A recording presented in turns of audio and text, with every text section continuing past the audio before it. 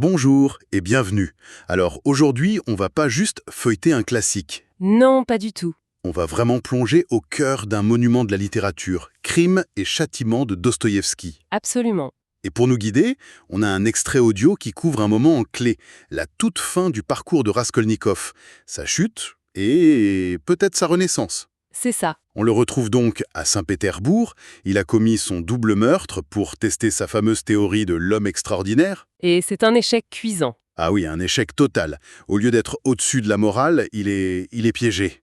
Il est dans un brouillard mental, un vrai tourbillon de paranoïa, de fièvre, de terreur. Et c'est ça qui est passionnant. On n'est pas simplement dans l'histoire d'un coupable qui a des remords. Ce qu'on observe, c'est vraiment l'effondrement d'une idée, d'une idéologie. Ah oui, Dostoïevski met en scène une sorte de bataille à mort entre une construction purement intellectuelle et la réalité la plus brute.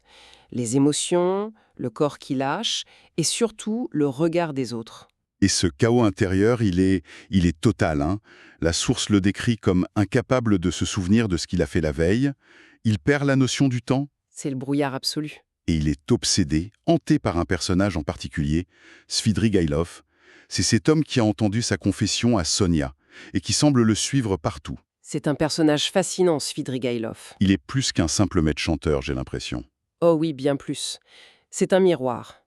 Un miroir déformant, terrifiant. Svidrigaïlov, c'est tout ce que Raskolnikov prétend être, mais sans la justification philosophique, quoi. C'est-à-dire, C'est l'homme qui a vraiment franchi toutes les limites, mais pas au nom d'une grande idée, juste par pur hédonisme, par vice. Il incarne la laideur de l'acte sans l'excuse intellectuelle.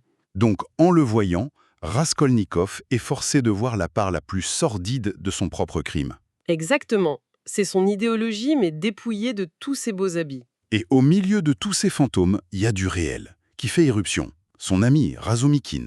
Ah, Razumikhin, l'incarnation du bon sens, de la loyauté. Il est furieux, il ne comprend rien à l'attitude de Raskolnikov qui repousse sa mère, sa sœur. Pour lui, c'est simple. Soit il est fou, soit c'est une canaille. Et c'est lui qui, sans le savoir du tout, va refermer le piège. Comment ça? Il arrive avec une nouvelle qui, logiquement, devrait être un soulagement incroyable pour Raskolnikov. Il lui annonce qu'un autre homme, un peintre, Mikolka, vient d'avouer les meurtres. Donc il est sauvé. C'est une porte de sortie inespérée. Sauf que pour Raskolnikov, c'est tout le contraire. C'est la pire nouvelle possible. Pourquoi? Il comprend immédiatement, il sait que c'est pas la vérité. C'est une manœuvre psychologique incroyablement fine du juge d'instruction Porfiri Petrovitch. D'accord.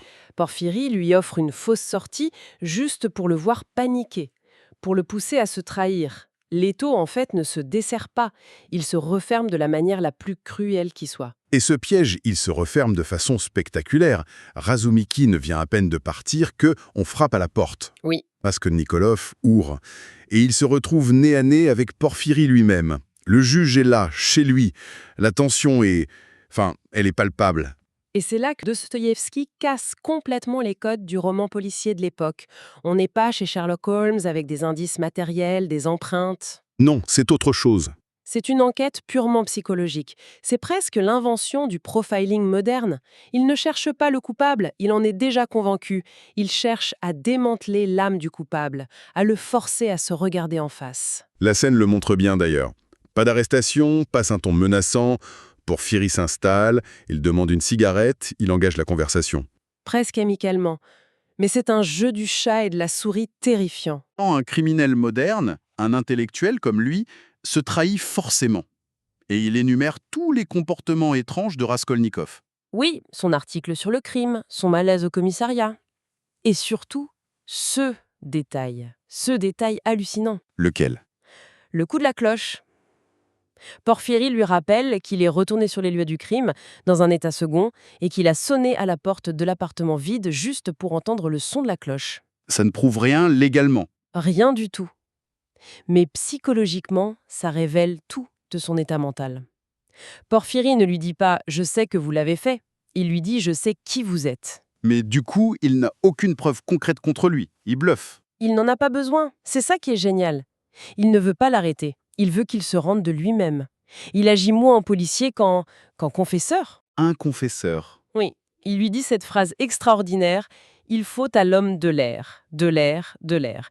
Il lui explique que la souffrance est nécessaire, que la prison peut lui donner une chance de revivre. Il lui offre une porte de sortie, mais pas pour échapper à la justice. Exactement, pour échapper à lui-même. Et puis le masque tombe. Oui, Après avoir méthodiquement détruit toutes ses défenses, il le regarde et lui dit, d'une voix presque basse, « Mais c'est vous, Rodion Romanovitch, c'est vous qui avez tué. » c'est pas une accusation, c'est un constat, une évidence entre eux.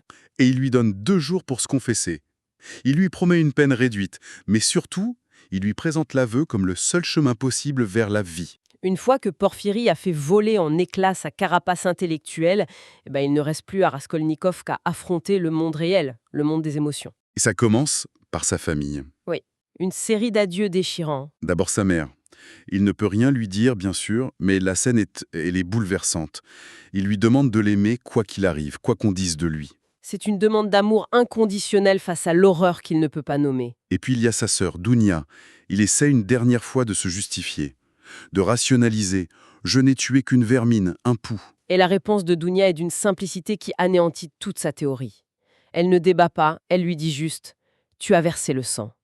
C'est tout. Le retour aux faits bruts. Irréfutable. Et face à ça, toute l'idéologie s'effondre en poussière. Et après ça, il va voir Sonia. La seule qui sait tout et qui ne l'a pas rejeté. Et là, il y a ce geste incroyablement fort. Il lui demande ses croix. C'est un acte de soumission symbolique. Il dépose les armes. Il accepte de porter un fardeau qui n'est plus seulement une idée. Et c'est elle qui lui dicte la suite. Oui, elle lui dit d'aller sur la place du marché, au carrefour, de s'agenouiller et de baiser la terre qu'il a souillée, publiquement. Ce qu'il fait, il s'exécute, au milieu des moqueries de la foule qui le traite d'ivrogne. Cet acte d'humiliation, quel est son sens profond à ce moment-là? Ce n'est pas encore une demande de pardon à Dieu, c'est d'abord et avant tout un suicide de l'orgueil. Ah oui, C'est l'acte final de destruction de sa théorie de l'homme supérieur. En s'abaissant physiquement, publiquement, il renonce à se placer au-dessus des autres. C'est la condition indispensable pour, peut-être, un jour redevenir un homme parmi les hommes. et de là il va au commissariat. La scène est presque surréaliste. Complètement. Il tombe sur un officier subalterne, le lieutenant Poudre, qui ne comprend rien, qui lui parle de son style littéraire. C'est un moment de flottement. Le dernier sursaut de l'orgueil. La dernière tentation de fuir. Il est sur le point de faire demi-tour. Mais il ne le fait pas. Non. Parce qu'en sortant, il voit Sonia. Elle l'attend dehors, le visage blême. Sa présence silencieuse, c'est l'encre qui le ramène à la réalité. C'est en la voyant qu'il trouve la force de faire demi-tour, de rentrer et de prononcer ces mots. C'est moi qui ai assassiné à coups de hache la vieille prêteuse sur gage et sa sœur Elisabeth pour les voler. Fin de l'acte. On pourrait croire que c'est la fin du livre. Mais non, il y a un épilogue en Sibérie. On apprend qu'il est condamné à 8 ans de travaux forcés. Sa mère est morte de chagrin. Et Sonia, bien sûr, l'a suivi. Et on s'attend à trouver un homme plein de remords. Mais pas du tout. C'est là toute la profondeur de Dostoïevski. En prison, Raskolnikov ne se repent pas de son crime. Il se repent de son échec. Son orgueil est toujours là. Intact, mais blessé.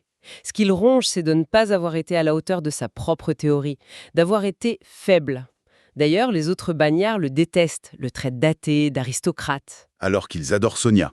Ils la vénèrent, ils l'appellent notre mère tendre et bien-aimée. Mais alors, comment il sort de cette impasse? Sa confession n'a rien réglé sur le plan moral, en fait. Non, parce que le repentir ne peut pas venir de l'intellect. L'intellect, c'est la source de son crime. Ça doit venir d'ailleurs, d'un endroit plus profond. Et c'est là qu'intervient cet événement, presque apocalyptique. Il tombe très malade et il fait un rêve. Ah oui, ce rêve étrange. De la science-fiction presque. Le monde est infecté par des trichines, des microbes intelligents, et toute personne infectée est absolument convaincue de détenir la seule et unique vérité. C'est le symbole de sa propre théorie poussée à l'extrême. D'accord. Sa philosophie, c'était ça, l'idée qu'une seule raison, la sienne, pouvait redéfinir le bien et le mal. Le rêve lui montre ce qui se passe quand tout le monde fait pareil. Le chaos, la guerre de tous contre tous, l'autodestruction. C'est la démonstration par l'absurde de la faillite de son idée. Et c'est ce cauchemar qui le guérit. C'est le début de la guérison. La vraie transformation, elle a lieu un peu après. Au bord d'un fleuve immense. Il est assis, Sonia est à côté de lui, et soudain il se jette à ses pieds et il pleure. Il ne réfléchit pas. Justement, le texte est très clair. Il ne comprend pas ce qui lui arrive. Il le ressent. C'est une capitulation totale. Non pas face à une logique, mais face à un sentiment. Et c'est là qu'on trouve la phrase qui résume tout le livre. La vie s'était substituée au raisonnement. L'amour de Sonia, patient, inconditionnel, a réussi là où la justice et la punition avaient échoué. C'est cet amour qui les ressuscite. La source se termine sur cette image.